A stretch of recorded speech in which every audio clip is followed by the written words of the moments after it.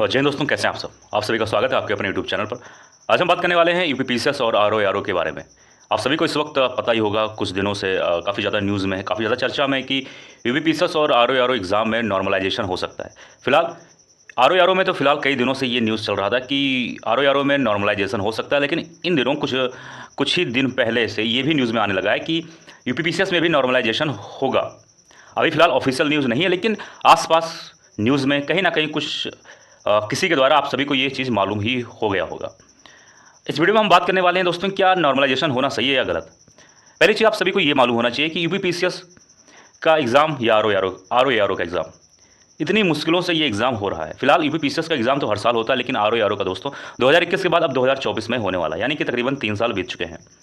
उसके बावजूद इतना ज़्यादा एग्ज़ाम में टाल मटोल हो रहा है। 2 बार डेट भी फिक्स हुआ फिलहाल। इसी तरह यूपीपीसीएस में भी आप लोग देख सकते हैं कि डेट फिक्स हुआ, एक बार 17 मार्च को, फिर 27 अक्टूबर को, फिर अभी जो न्यूज़ है 7 और 8 दिसंबर को, ऐसा कहा जा रहा है। अच्छा, आप बिल्कुल एक मुझे बात बताइए कि 2025 में भी यूपीपीसीएस का एग्ज़ाम होगा ज़रूर, वो भी मई के महीने में तो होगा ही होगा। अगर ये एग्ज़ाम दिसंबर के महीने में होता है तो मई में एग्ज़ाम कराना कहीं ना कहीं मुझे मुश्किल लगता है। फिलहाल ये तो आयोग की बात है कि वो अपना टाइम या अपना चीज़ों को कैसे मैनेज करता है, लेकिन हम बात करने वाले हैं कि क्या दोस्तों ये नॉर्मलाइजेशन होना सही है या गलत। पहली चीज़ आपको ये मालूम होना चाहिए कि एग्ज़ाम बड़ी मुश्किल से होता है। कोई बच्चा जब एग्ज़ाम देता है तो उसकी तैयारी, उसका मेंटल स्ट्रेंथ, उसकी मेंटल बैलेंस बहुत ही मुश्किल से उस समय के लिए मेंटेन कर पाता है। बार बार एग्ज़ाम का डेट बदलना फिलहाल उसके लिए काफ़ी ज़्यादा नुकसानदायक हो जाता है। लेकिन एग्ज़ाम का डेट बदलना भी उतना ज़्यादा पीड़ादायक नहीं जितना पीड़ादायक ये सुनने में लगता है कि नॉर्मलाइजेशन होगा। नॉर्मलाइजेशन दोस्तों अगर किसी छोटे एग्ज़ाम में होता है या फिर जहाँ पर 15 लाख 20 लाख बच्चे बैठते हैं तो वहाँ के लिए चलिए एक हिसाब से मान लेते हैं, ठीक है। लेकिन जहाँ पर 8 लाख 10 लाख 5 लाख बच्चे एग्जाम में बैठते हैं और ऑफिसर जैसे रैंक जहाँ पर दिया जाता है, वहाँ पर नॉर्मलाइजेशन कहीं ना कहीं सुनने में और सोचिए तो कहीं ना कहीं अच्छा ही नहीं लगता। अब आप ये सोचिए कि यूपीपीसीएस जैसे बड़े एग्जाम को अगर आप देंगे, वहाँ पर जो इतने बड़े ऑफिसर्स बनते हैं, एसडीएम बनते हैं, वहाँ पर अगर आप नॉर्मलाइजेशन के थ्रू अगर आप बच्चों को सिलेक्ट करते हैं तो सोचिए कितना मतलब बेकार वाली बात है। वैसे फिलहाल इसका प्रदर्शन हर एक जगह चल रहा है। प्रयागराज में भी दोस्तों इसका प्रदर्शन बच्चे भारी संख्या में कर रहे हैं।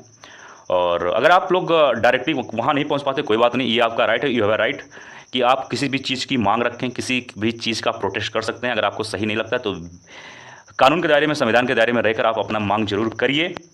और आप सोशल मीडिया के थ्रू, यूट्यूब के थ्रू, फेसबुक, इंस्टाग्राम, जिसके भी थ्रू है, 5 मिनट टाइम दीजिए और ऐसा कहिए। अगर आपको ऐसा लगता है कि नॉर्मलाइजेशन नहीं होना चाहिए तो आप जरूर अपनी बात कहिए। फिलहाल नॉर्मलाइजेशन दोस्तों नहीं ही होना चाहिए, क्योंकि नॉर्मलाइजेशन छोटे एग्ज़ाम, मान लीजिए कोई भी एग्ज़ाम हो रहा है जो छोटे स्तर पे या फिर जहाँ वैकेंसीज ज़्यादा हैं या फिर जहाँ पर बच्चों ने अप्लाई ज़्यादा किया, उस हद तक ठीक है एक हिसाब से। लेकिन आरओ यूपीपीसीएस, खास तौर पे यूपीपीसीएस जो कि कह सकते हो यूपीएससी के बाद अगर स्टेट पीसीएस की ओर देखा जाए तो सबसे बड़ा एग्ज़ाम माना जाता है। वहाँ जैसे बड़े एग्ज़ाम में अगर नॉर्मलाइजेशन करके एग्ज़ाम होगा तो कहीं ना कहीं जाहिर सी बात है कि एग्ज़ाम जो है कोर्ट में फंसेगा या फिर अगर फाइनल रिजल्ट आने में बहुत ज़्यादा समय ले लेगा। आप लोग को 2021 यूपीएससी का रिजल्ट तो याद ही होगा, जो काफ़ी ज़्यादा चर्चा में था। तो दोस्तों अगर ऐसा होता है तो ये मान के चलिए आप सभी लोग कि ये कोर्ट में फंस सकता है या फिर काफ़ी लंबे समय बाद आपको फाइनल रिजल्ट देखने को मिल सकता है। अब इसमें सबसे बड़ा मुश्किल बात ये है दोस्तों कि जिनका एज जो है निकल रहा है, वो इसी होप में बैठे हैं कि इनका एग्ज़ाम इसमें सिलेक्शन होगा या फिर जो भी है दोस्तों फाइनल रिजल्ट आएगा, तो उसमें उनका एज भी धीरे धीरे बढ़ता जा रहा है।